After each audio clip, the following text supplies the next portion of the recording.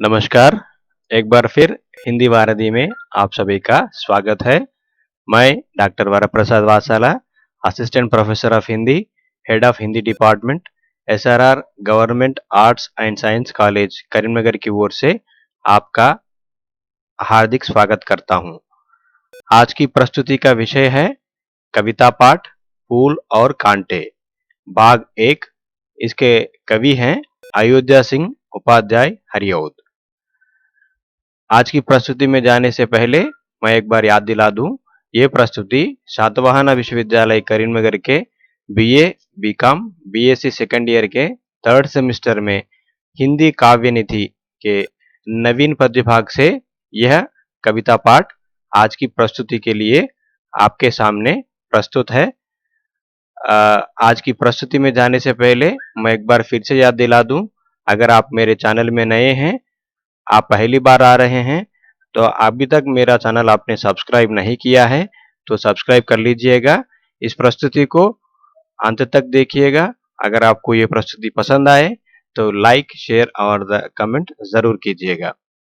तो चलिए चलते हैं कविता पाठ की ओर। आज के कविता पाठ में अयोध्या सिंह उपाध्याय हरिऔध की एक महत्वपूर्ण कविता फूल और कांटे के बारे में आज हम जानेंगे। कविता में जाने से पहले इस प्रस्तुति में मैं अयोध्या सिंह उपाध्याय हरिऔध की जीवन परिचय के बारे में बताऊंगा और उनके जो प्रमुख काव्य लिखे गए हैं उनके द्वारा जो लिखे गए हैं उनका परिचय दूंगा और साथ ही इनके काव्यगत विशेषताओं पर प्रकाश डालूंगा।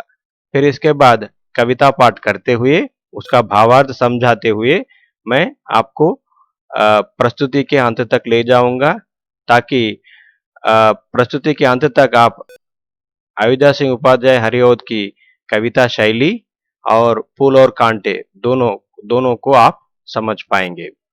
तो चलिए चलते हैं अयोध्या सिंह उपाध्याय हरिऔध की कविता पाठ फूल और कांटे, भाग एक। ये हैं अयोध्या सिंह उपाध्याय हरिऔध महानुभाव।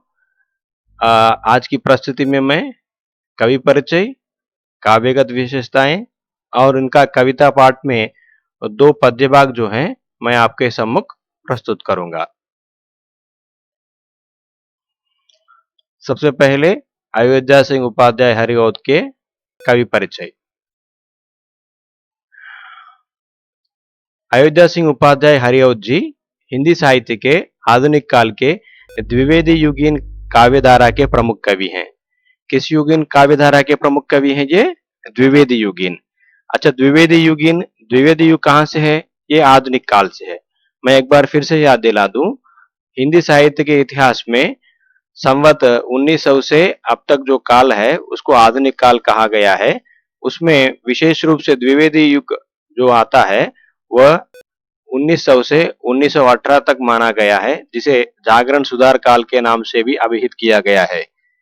तो इस जागरण सुधार काल में कई महानुभावों ने अपने काव्य कलम चलाई है और देश की समग्रता और देश की स्वतंत्रता के लिए भारतीयों को जागृत किया है। तो इस ओर अयोध्या सिंह उपाध्याय हरिऔध का कलम भी बहुत सशक्त रहा है। इसमें फूल और कांटे कविता के द्वारा उन्होंने एक ही प्रकृति के एक ही परिस्थितियों में जन्म लेने वाले विभिन्न दो पार्श्वों को यहाँ पर अभिव्यक्त करने का प्रयास किया है। तो हिंदी साहित्य के आधुनिक काल के द्विवेदी युगीन काव्यधारा के ये प्रमुख कवि हैं।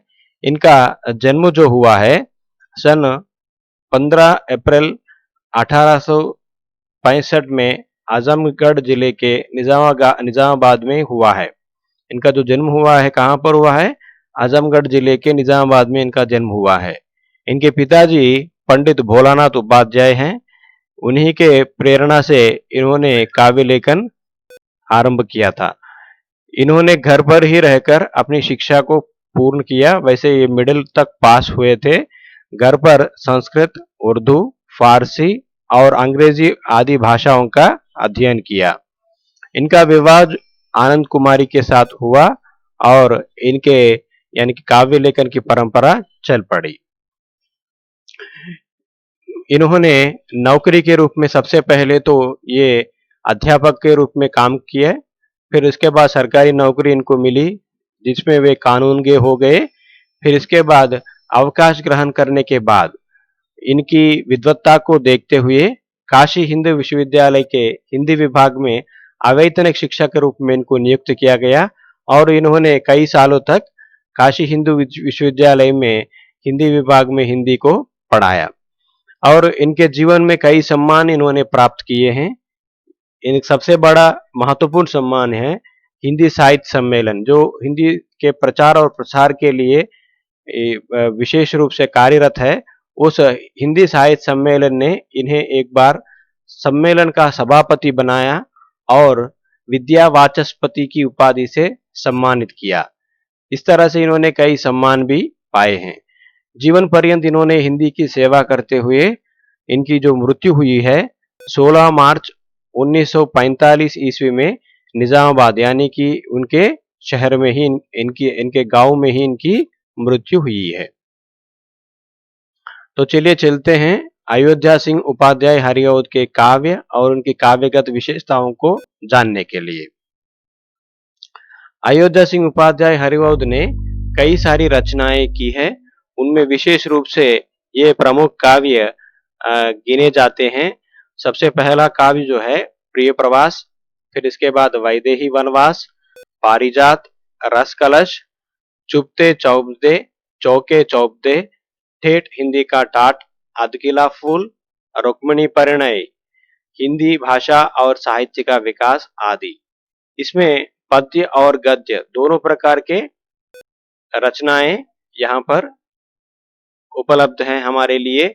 इसमें विशेष रूप से इन्होंने जो प्रिय प्रवास लिखा है, प्रिय प्रवास जो है सबसे महत्वपूर्ण कृति के रूप में इनकी मानी जाती है, क्योंकि प्रिय प्रवास जो है ये खड़ी बोली हिंदी का प्रथम महाकाव्य माना जाता है। फिर इसके बाद इनकी काव्यगत विशेषताओं पर जाएं तो इससे पहले ही मैंने बता दिया कि हरिऔध जी ने विविध विषयों पर काव्य रचना की है। उन्होंने किसी एक विषय पर ही लेखन नहीं चलाई है, उन्होंने पद्य और गद्य दोनों में अपने लेखन को चलाया है। एक और उन्होंने कविताओं को लिखा तो दूसरी ओर उन्होंने उपन्यास, निबंध और शोध ग्रंथ भी लिखे। यह उनकी विशेषता है कि उन्होंने जो भी पद्य ग्रंथ लिखे हैं उन्होंने एक नवीनतम भावनाओं को जागृत करने का प्रयास किया है। यह उनकी विशेषता है कि उन्होंने कृष्ण राधा, राम सीता से संबंधित विषयों के साथ साथ आधुनिक समस्याओं को भी लिया है और उन पर नवीन ढंग से अपने विचार प्रस्तुत किए हैं। इन्होंने यानी कि उदाहरण के लिए राम सीता का अगर हम ले लें तो इसमें वैदेही वनवास का जो प्रसंग है उन्होंने एक नवीन ढंग से प्रस्तुत करने का प्रयास किया है, जिसको भारत की स्वतंत्रता संग्राम से जोड़ते हुए प्रस्तुत करने का प्रयास किया है। इसी प्रकार प्रिय प्रवास यानी कि कृष्ण और राधा के बीच में जो यानी कि राधा को छोड़कर कृष्ण मथुरा चले जाते हैं, तो प्रिय के प्रवास के कारण जो विरह, जो वियोग श्रृंगार वहां पर जन्म लेता है, जिसमें प्रेम योग जो स्पष्ट होता है, उसको उजागृत करते हुए बहुत अद्भुत ढंग से इन्होंने वैदेही प्रिय प्रवास को लिखा है। तो इस प्रकार नवीन ढंग से इन्होंने पौराणिक जो पात्र हैं उनकी व्याख्या करने का प्रयास किया है। इस तरह इन्होंने कई आधुनिक समस्याओं पर भी अपने काव्य को लिखा है। इसके बाद प्राचीन और आधुनिक भावों के मिश्रण से उनके काव्य में एक अद्भुत चमत्कार उत्पन्न हो गया है। एक और प्राचीन यानी कि प्राचीन विषय को लेते हैं, लेकिन उसकी व्याख्या जो है ये आधुनिक ढंग से करते हैं। प्रिय प्रवास हरिऔध जी का सबसे प्रसिद्ध और महत्वपूर्ण ग्रंथ है। यह हिंदी कड़ी बोली का प्रथम महाकाव्य माना जाता है। इसे मंगला प्रसाद पुरस्कार प्राप्त हो चुका है। तो इस प्रकार यानी कि इनको सम्मानित करने का श्रेय भी प्रिय प्रवास को जाता है। इन्होंने ब्रज और खड़ी बोली दोनों भाषाओं में इन्होंने अपने काव्यों को सृजित किया है, लेकिन विशेष रूप से ये खड़ी बोली हिंदी के महाकाव्य का उद्घाटन करके एक प्रकार से खड़ी बोली को हिंदी की काव्य भाषा बनाने में जो सशक्तता इन्होंने दिखाई है, वह सराहनीय है। इस तरह से ये खड़ी बोली हिंदी के लिए विख्यात हुए हैं। यह कुल मिलाकर यह इनका काव्यगत विशेषताएं हैं। तो अभी तक हमने अयोध्या सिंह उपाध्याय हरिओद की कवि परिचय को देखा, फिर उसके बाद उनकी रचनाओं का उल्लेख किया, फिर इसके बाद उनकी काव्यगत विशेषताओं पर हमने प्रकाश डाला। तो चलिए चलते हैं उनकी कविता की ओर। कविता जो है फूल और कांटे, यानी कि आपको ये कविता का शीर्षक सुनते ही एक विरोधाभास यहाँ पर देखने को मिलता है। एक तो फूल है, दूसरा कांटा है। फूल अपने कोमलता के लिए, प्रतीक कोमलता के लिए विख्यात है। कांटा अपने कठिनता के लिए विख्यात है। लेकिन इन विरोधाभासों को अगर हम प्रकृति में देखें तो जैसे उदाहरण के लिए गुलाब का फूल हो तो गुलाब के फूल में पहले कांटे आते हैं, आखिरी में फूल फलते हैं। फूल प्रतिफलित होते हुए हमको दिखाई देते हैं। तो एक ही प्रकृति में दो प्रकार के दो प्रकार की जो भावनाएं हैं, उन दोनों को विरोधाभासों को एक साथ जोड़कर प्रस्तुत करने का प्रयास हरिओद जी ने इस कविता में किया है। यह बहुत सराहनीय है। तो चलिए चलते हैं कविता में। कविता में ये कहते हैं, है जन्म लेते जगह एक ही, है जन्म लेते जगह एक ही पौधा उन्हें है पालता, एक ही पौधा उन्हें है पालता, रात में उन पर चमकता चांद भी एक ही सी चांदनी है डालता। एक बार रिपीट करते हैं, है जन्म लेते जगह एक ही पौधा उन्हें है पालता, रात में उन पर चमकता चांद भी एक ही सी चांदनी है डालता। तो हरिओद जी क्या कहते हैं? सबसे पहले हरिओद जी ने फूल और कांटे की तुलना उनके विभिन्न प्राकृतिक यानी कि स्वाभाविक गुणों के आधार पर किया है। वैसे ये विभिन्न प्राकृतिक स्वाभाविक जो गुण हैं, ये परस्पर विरोधी होने के बावजूद एक ही पौधे के दो पार्श्व हैं। यानी कि अगर उदाहरण के लिए अगर आप गुलाब का फूल लें तो पहले उसके कांटे हमको दिखाई देते हैं, फिर इसके बाद इन कांटों से उभर कर जब ये फूल प्रतिफलित होता है तो वो फूल कोमल भावनाओं का प्रतीक बन जाता है। तो इस प्रकार दोनों का तुलना करते हुए कवि ने इस प्रस्तुति में अपनी भावनाओं को अभिव्यक्त किया है। वे क्या कहते हैं, एक ही पौधे में इन दोनों का जन्म एक ही स्थान पर होता है। देखिए बड़ी विचित्र बात है कि एक ही पौधे का यानी कि एक मिट्टी में अगर हम गुलाब का पौधा डाल दें तो दोनों का एक ही जन्म एक ही होता है। किन किन का? फूल और कांटों का। पर इनके व्यावहारिक गुणों में बहुत अंतर है। वैसे जन्म स्थान एक है लेकिन इनके व्यावहारिक गुण यानी कि ये प्रस्फुटित जिनके जो गुण हैं वे बहुत अंतर है इनमें। इन दोनों का भरण पोषण एक ही अवस्था में होता है, यानी कि ये एक ही प्रकार से फलते फूलते हैं, यानी कि एक ही प्रकार एक ही वातावरण में ये आगे यानी कि उनकी वृद्धि होती रहती है, उनका विकास होते रहता है। रात में चमकने वाला चांद इन दोनों पर एक समान रोशनी बिखेरता है, यानी कि रात में चमकने वाला चांद यानी कि रात में चांद भी इनको अलग अलग नहीं देखता है, इन दोनों को एक ही दृष्टि से देखता है। एक ही प्रकार से चांद अपनी शीतलता को एक ओर उसके कांटों पर तो दूसरी ओर उस फूल पर एक ही प्रकार से बरसता है।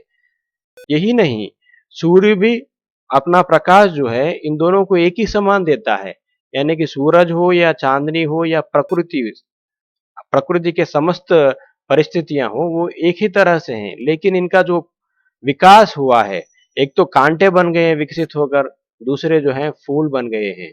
ये अपने अपने विचारों के गुल हैं। कुछ कठिन भावनाओं से जो आगे बढ़ते हैं वो कांटे बन जाते हैं, जो कोमल बन जाते हैं, दूसरों की सहायता करने के लिए अच्छे गुणों का प्रतीक बन जाते हैं, तो वो फूल बन जाते हैं। इस तरह से कवि ने दोनों विरोधाभासों को एक ही जगह रखकर एक ही परिस्थिति में दोनों की व्याख्या करने का प्रयास किया है। फिर इसके बाद दूसरे पद्य भाग पर जाते हैं। दूसरे पद्य भाग में कवि क्या कहते हैं? मेह उन पर है बरसता एक सा, मेह उन पर है बरसता एक सा, एक सी उन पर हवाएं हैं बही, एक सी उन पर हवाएं हैं बही, पर सदा ही ये दिखाता है हमें, ढंग उनके एक से होते नहीं। क्या बात है। एक बार फिर से रिपीट करता हूं। मेह उन पर है बरसता एक सा, एक सी उन पर हवाएं हैं बही, पर सदा ही यह दिखाता है हमें, ढंग उनके एक से होते नहीं। देखिए ये एक से होते नहीं, यानी कि फूल और कांटे दोनों की परिस्थितियां, दोनों को विकसित करने की परिस्थितियां एक सी हैं, प्राकृतिक परिस्थितियां एक सी हैं, लेकिन इनके जो गुण हैं वो एक से होते नहीं। कवि क्या कहते हैं आगे देखते हैं। बरसात के समय पानी की बूंदें इन दोनों पर एक ही समान पड़ती हैं। अच्छा, बारिश होने पर आप देखें तो कांटों पर अलग से या नहीं तो फूलों पर अलग से बरसात नहीं होती है। बरसात दोनों पर एक ही समान होता है। दोनों को बरसात दोनों को गीला ही करता है। हवा का सद्व्यवहार इन दोनों के प्रति एक जैसा ही है। हवा भी इन दोनों को अलग-अलग नहीं देखती है। हवा भी कांटों को और फूल को दोनों को एक समान देखती है। उनको अलग-अलग दृष्टि से नहीं देखता है। पर हमेशा ये देखने में आया है इनके ढंग एक से होते नहीं। आप देखिए हमेशा के लिए, यानी कि आप इनकी परिस्थितियां तो एक हैं, लेकिन ये इनकी जो रीतियां हैं, इनके जो गुण हैं वो अलग-अलग हैं। इनके व्यवहार एक सा होता नहीं। इनका जो व्यवहार है, इनका जो बर्ताव है एक प्रकार से नहीं होता है, क्योंकि फूल कोमलता को देता है और कांटा जो है चुभता है, यानी कि बाधा को उत्पन्न करता है। तो एक प्रकार से इन दोनों के व्यवहार में जमीन आसमान का फर्क है, यानी कि जमीन और आसमान में जितना फर्क है, यानी कि अच्छाई और बुराई में जितना फर्क है, उतना फर्क इन दोनों में है।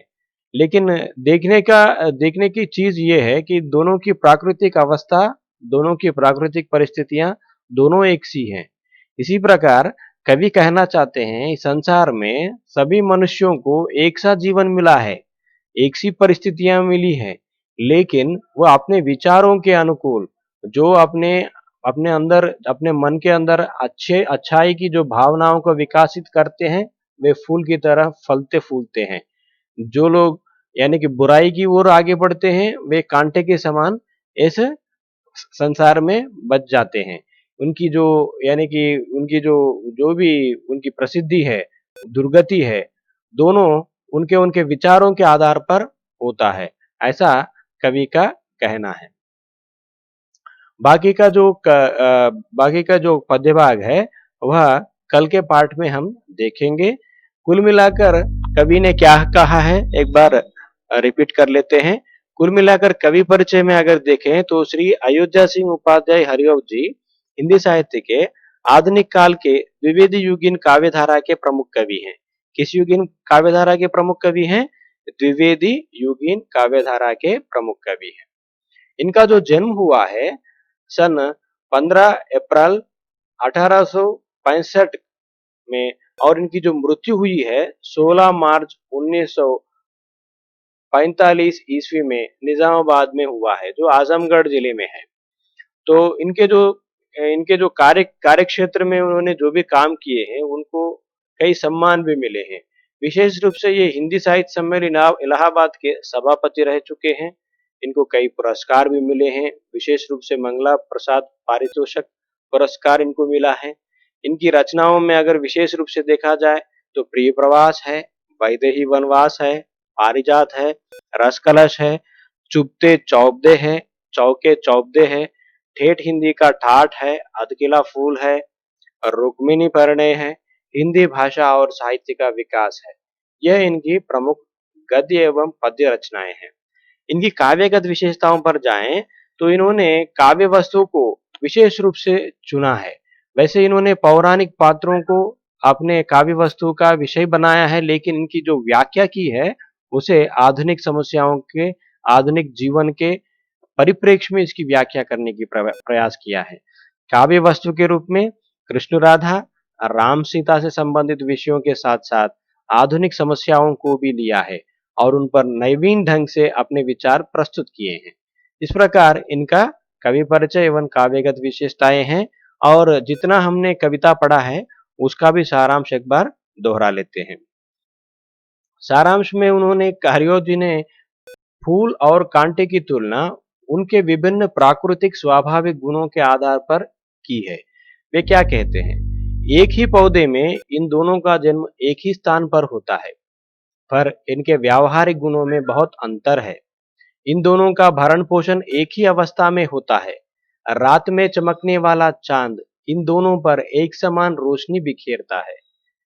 यानी कि कहने का मतलब ये है, फूल और कांट है, दोनों की यानी कि प्राकृतिक परिस्थितियां एक है, लेकिन इनका जो फल है, इनकी इनका इनका जो विकास हुआ है वो भिन्न भिन्न तरीकों से भिन्न भिन्न स्थितियों में होने की स्थिति को हम देखते हैं।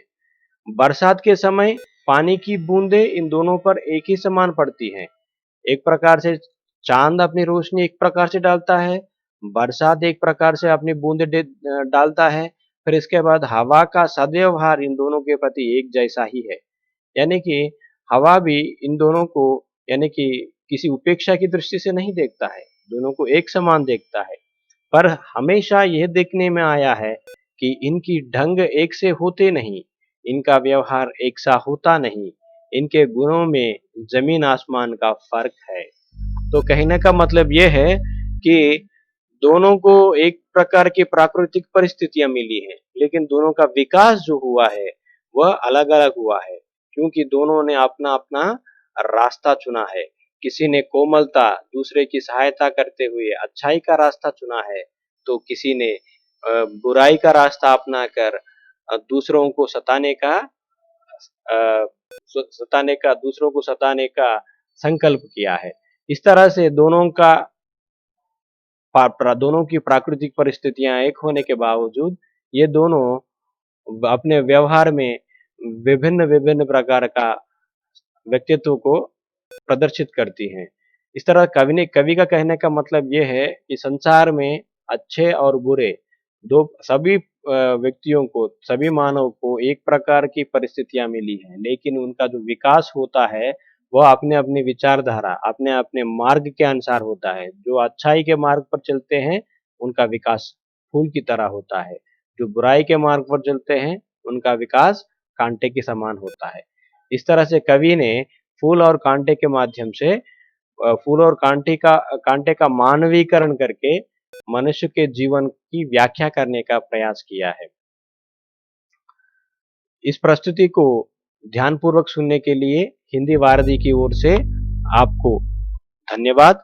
अगर आपको ये प्रस्तुति पसंद आई है तो लाइक और शेयर जरूर कीजिएगा और सब्सक्राइब करना भूलिएगा मत। जय हिंद, जय हिंदी।